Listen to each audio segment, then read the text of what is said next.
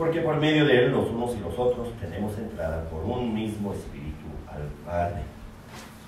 Así que ya no sois extranjeros ni advenedizos, sino conciudadanos de los santos y miembros de la familia de Dios, edificados sobre el fundamento de los apóstoles y profetas, siendo la principal piedra del ángulo Jesucristo mismo, en quien todo el edificio bien coordinado va creciendo para ser un templo santo en el Señor, en quien vosotros también sois juntamente edificados para morada de Dios en el Espíritu. Amén. Hasta ahí la lectura de la palabra del Señor. ¿Qué hace el Espíritu Santo en cuanto a la iglesia? ¿Cuál es su trabajo? Bueno, como ya dije, es un campo muy amplio de estudio, ¿verdad? No podemos decirlo todo, pero lo que sí podemos decir en base al libro de los Efesios es que es el Espíritu Santo quien une a la iglesia, quien toma los miembros distintos, los elementos o integrantes individuales, y de muchos hace uno, hace una cosa nueva. Y más o menos eso es a lo que Pablo se dirige en el capítulo 4, cuando está hablando, ahí dice en el versículo 3, que debemos de ser solícitos en guardar la unidad del Espíritu en el vínculo de la paz. Y noten lo que dice: un cuerpo y un espíritu, como fuisteis también llamados en una misma esperanza de vuestra vocación. Un Señor, una fe, un bautismo, un Dios y Padre de todos, el cual es sobre todos y por todos y en todos. La iglesia, porque es una cosa en vez de muchas cosas. ¿Por qué se puede hablar de la iglesia en singular cuando a final de cuentas hay quién sabe cuántos miles de congregaciones, ¿verdad?, a lo largo de la historia y alrededor del mundo? Bueno, la respuesta obviamente es que tienen un solo Dios, y aquí en Efesios 4 Pablo menciona el Padre, el Hijo y el Espíritu Santo. La respuesta es que tienen una sola fe. La respuesta es que tienen un solo bautismo.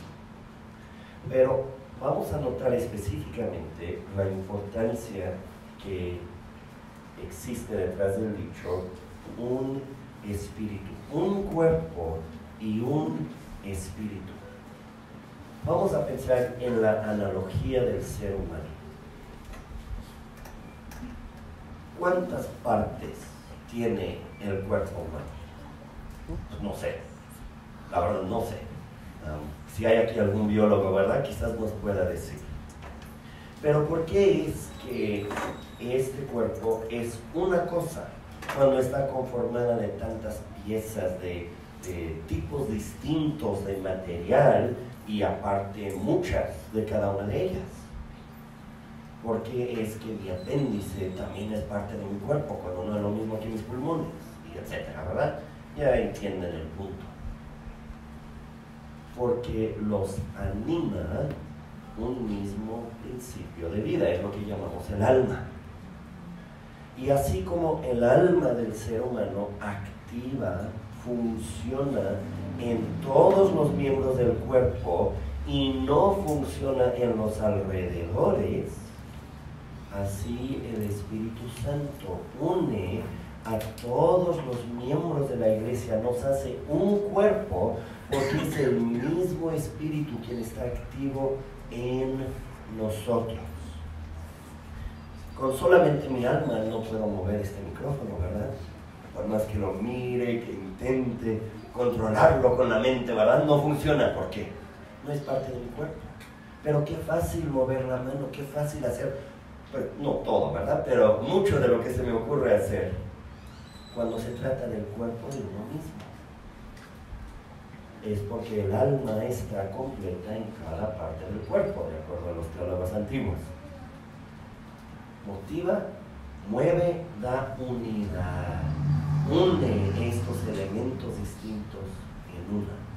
Y fuera de la esfera de la alma humana, en el micrófono o en el púlpito o lo que sea, no hay movimiento directo, no hay esa operación inmediata, sin medios.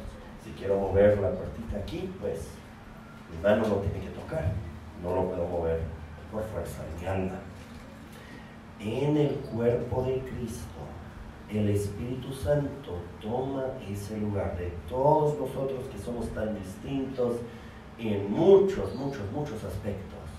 Sin embargo, el mismo Espíritu vive y obra en cada uno. Por eso es que somos un solo cuerpo. Y bueno, regresando al capítulo 2, podemos agregar un poquito de detalle, por lo menos, a esta idea de que el Espíritu une a la iglesia, notando que el Espíritu concede los mismos privilegios. Ahí en el versículo 18 leímos, por medio de Él, es decir, por medio de Cristo, los unos y los otros tenemos entrada por un mismo Espíritu al Padre. ¿Cuál es la unidad de la iglesia? Pues que el mismo Espíritu está en todos nosotros. ¿Cuál es la unidad de la iglesia? Pues que hemos recibido las mismas bendiciones. Ahora, aquí por supuesto hay que distinguir, ¿verdad? No todos tenemos los mismos dones. Pablo habla de esto en Romanos, en Corintios. Algunos han recibido, por ejemplo, el don de la misericordia de manera especial. Otros tienen don de administración. No es el mismo don. No es por decir que nunca sucede el caso que una persona tenga ambos dones, pero no siempre sucede así y no todos tenemos don de administración o don de misericordia.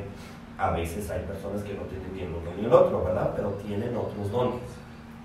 Entonces, al decir que el Espíritu Santo da los mismos privilegios, no estoy hablando de dones.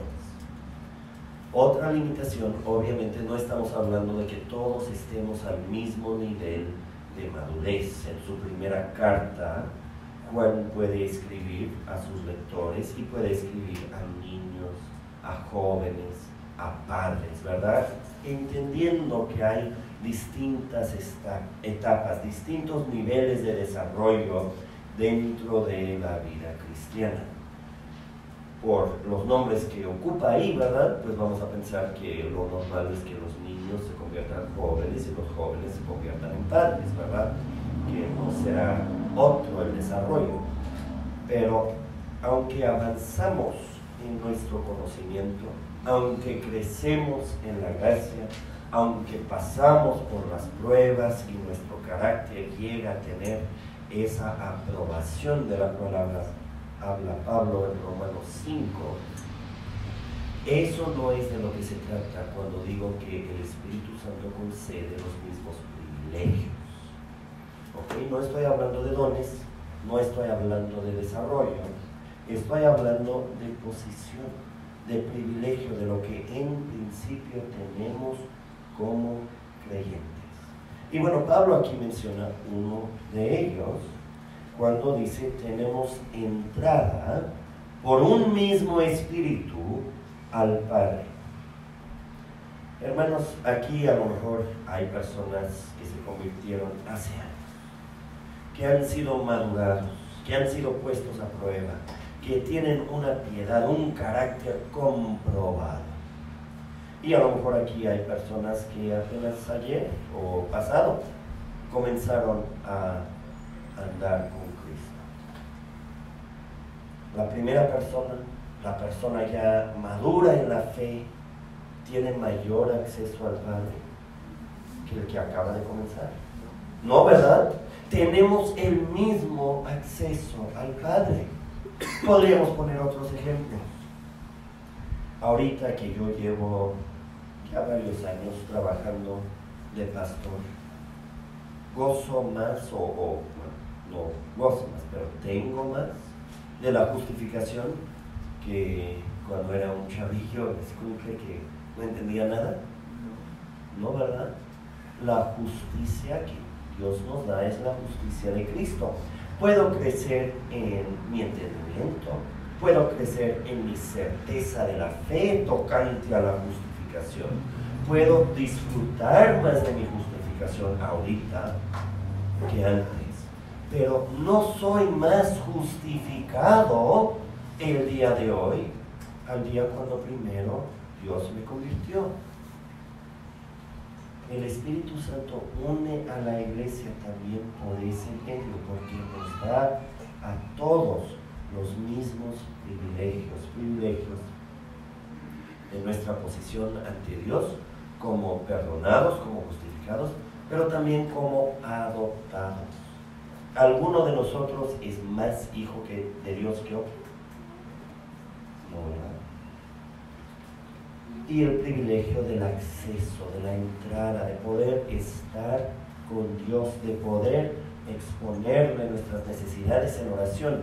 Claro, crecemos en la práctica de la oración, ¿verdad? Aprendemos a orar con fe, aprendemos a orar con fervor, aprendemos por ver que Dios responde a la oración, a echarle ganas.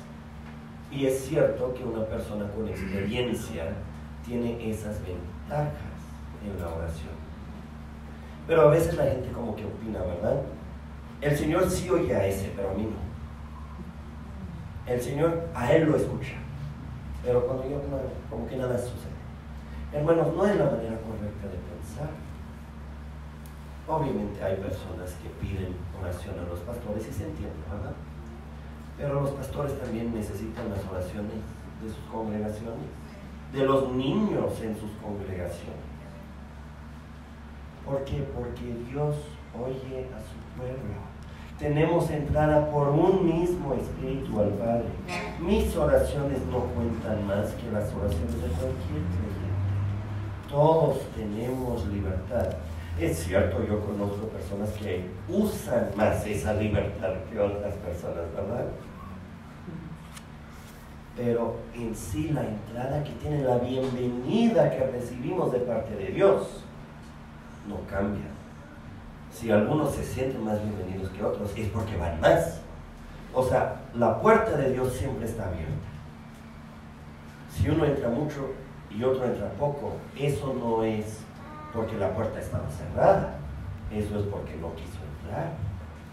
Todos tenemos la misma entrada al Padre por el Espíritu, y eso también es una influencia, algo que nos une, porque yo no puedo mirar a los hermanos y decir, ay, pues yo soy más justificado que ellos. Yo no puedo mirar a un hermano y decir, ay, Dios me ama más a mí que a él. Estamos unidos, estamos en lo mismo, estamos iguales.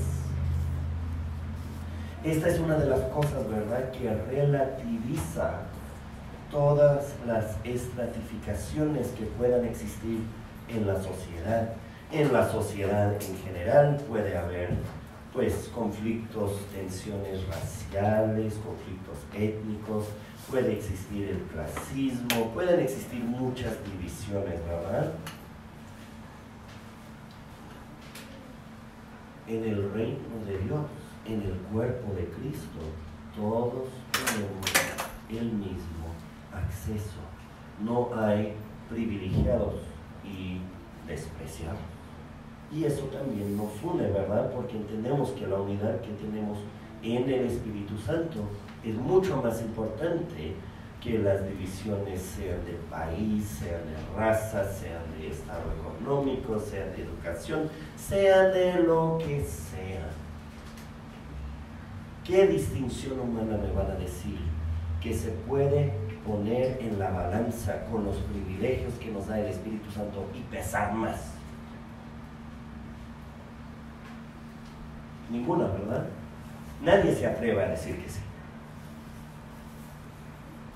Entonces estemos unidos, ¿verdad? Porque ya lo somos. Y en último lugar, en cuanto a la unidad que nos da el Espíritu, nos construye juntos. Miren nuevamente los versículos 21 y 22. En Jesucristo, principal piedra del ángulo, todo el edificio, bien coordinado, va creciendo para ser un templo santo en el Señor, en quien vosotros también sois juntamente edificados para morada de Dios en el Espíritu. ¿A qué se refiere esto? Pues se refiere al hecho que el Espíritu Santo es, por decirlo así, el labrador o el albañil que va construyendo a la iglesia para ser el templo de Dios, para ser la morada de Dios en el Espíritu. Y noten el énfasis que Pablo pone al decir que nosotros también somos juntamente edificados. No uno aquí y otro allá, pero juntamente. La obra del Espíritu Santo en mi vida, en su vida, en otras palabras, no es irrelevante a la obra del Espíritu Santo en la vida de los demás. Juntamente nos va edificando para ser morada de Dios en el Espíritu. Es la idea del templo, ¿verdad? El templo es el lugar donde Dios vive, donde Dios se encuentra con su pueblo.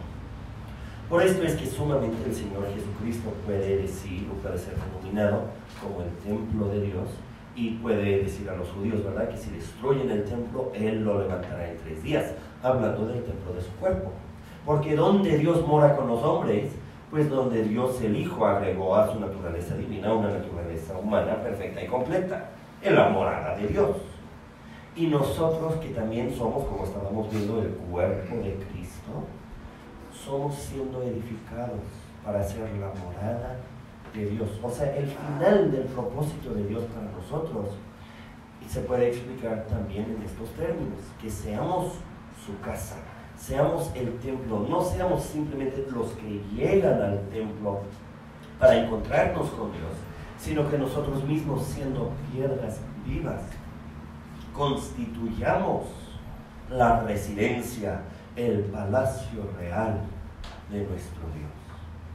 Hemos visto una y otra vez a lo largo de estas pláticas que hemos estado dando, ¿verdad?, cómo Dios honra a su pueblo, dándoles privilegios, y nos da este privilegio de formar su morada, pero nuevamente no en el aislamiento, juntamente edificados como morada de Dios por el Espíritu.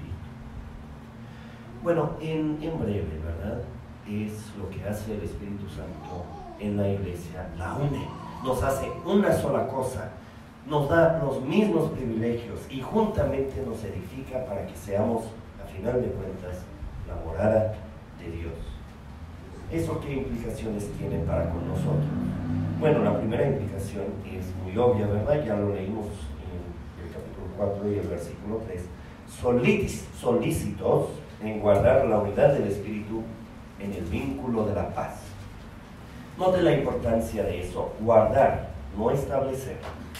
La unidad del Espíritu es algo que ya se dio porque el Espíritu Santo nos anima a todos, nos da vida. ¿Ok? Entonces la unidad ya existe. Pero tengo que ser solícito en guardarlo para que la malicia, el enojo, todas esas cosas, la envidia que crean conflicto, no tomen lugar en mi vida para actuar en contra de eso. O sea, debemos de ser solícitos para no volvernos un cáncer dentro del cuerpo de Cristo al causar divisiones, contiendas y conflictos. La unidad ya existe, es una realidad preciosa que se debe de preservar y fomentar. No depende de mí establecer unidad entre mí y otro hermano. Dios ya lo estableció, pero sí me corresponde mantener esa unidad, no ir en contra, no atacar. Entonces, ¿qué debemos de hacer? Pues debemos de amarnos, debemos de vivir en paz, debemos de ser pacificadores y no cargadores de contienda, con todo lo que eso implica, ¿verdad? De no escuchar los chismes, de no pasarlos, de no mentir, de tratarnos bien, de no ser ásperos, severos, etc. O sea, son puntos sencillos, ¿verdad? Lo sabemos, el chiste es practicar para guardar la unidad del Espíritu. Segundo, si el Espíritu Santo juntamente va edificando al cuerpo para ser morada de Dios en el Espíritu, y sé que esta aplicación ya se ha dado, ¿verdad? Pero quiero que vean que sale una y otra vez, entonces tenemos que formar parte de la iglesia.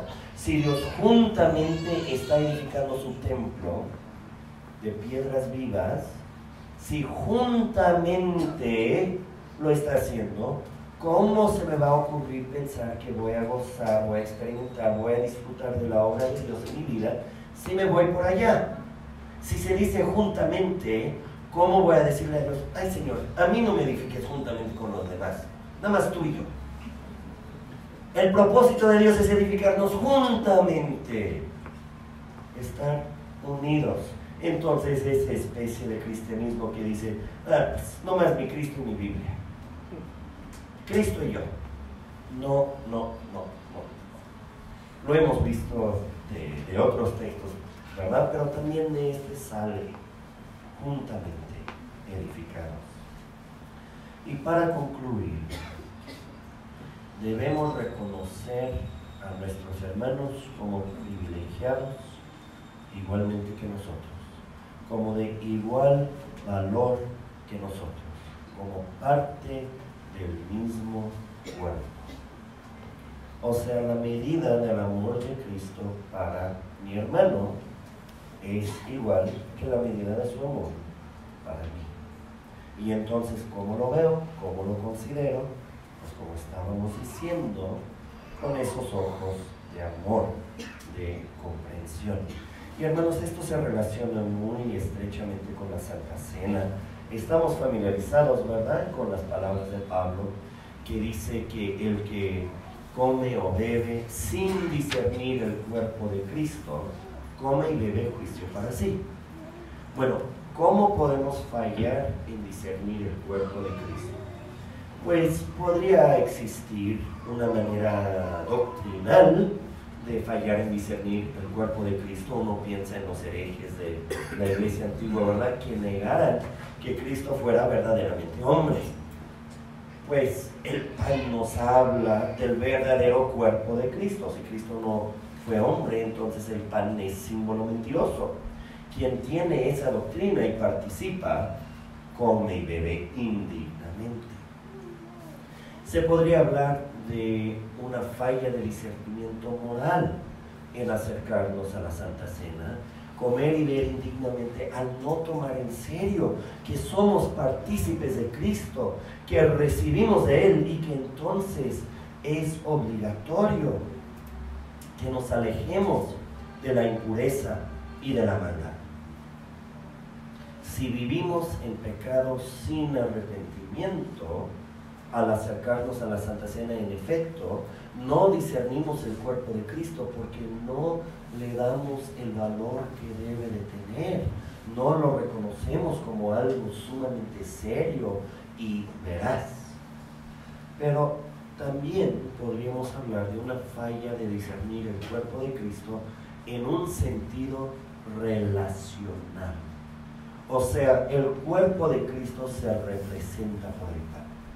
El cuerpo físico de Cristo está en el cielo. Pero el cuerpo de Cristo, como lo maneja el Nuevo Testamento, somos nosotros. Y entonces, si mientras se reparten los elementos, yo estoy viendo por aquí, por allá, y lo que veo son personas que me caen mal, en vez del cuerpo de Cristo, ¿no estoy fallando en discernir el cuerpo del Señor? Si veo gente con las cuales me he peleado o me quiero pelear, en vez del cuerpo de Cristo, ¿no es una falla de discernimiento? Nosotros somos el pan. Escuchen las palabras de Pablo en 1 Corintios 16, para terminar, 1 Corintios 10, versículo 16. La copa de bendición que bendecimos no es la comunión de la sangre de Cristo. El pan que partimos no es la comunión del cuerpo de Cristo.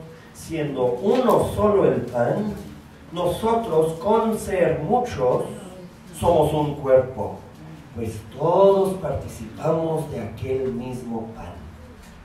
Hermanos, al creer en Cristo, comemos su carne, bebemos su sangre, realidades reflejadas, ¿verdad?, en esta comida, en esta cena simbólica. ¿Qué nos une que somos participantes del mismo Cristo. Y entonces, si no veo la unidad, he fallado también en mi discernimiento de Cristo. Que Dios nos libre de eso, ¿verdad? Y que al participar con Cristo por medio de su institución, sea nuestro gozo participar como un solo cuerpo. Amén. Vamos a orar. Nuestro Dios y Padre Santo, gracias por la unidad que disfrutamos por la obra del Espíritu Santo. Señor, ayúdanos a ser muy solícitos en guardarlo, que seamos pacientes, que seamos perdonadores, que seamos pacificadores y que dentro de lo que nos sea posible vivamos en paz con todos los hombres, pero Señor, sumamente con nuestros hermanos y hermanas en Cristo, personas por las cuales Él murió, que Él ha valorado a costo de su propia vida y quien forman parte del mismo cuerpo y a quienes animan el mismo Espíritu Santo. Señor, te pedimos que al participar ahorita nuestra unidad sea fortalecida y manifestada ante el mundo. En el nombre de tu Hijo Jesucristo lo pedimos.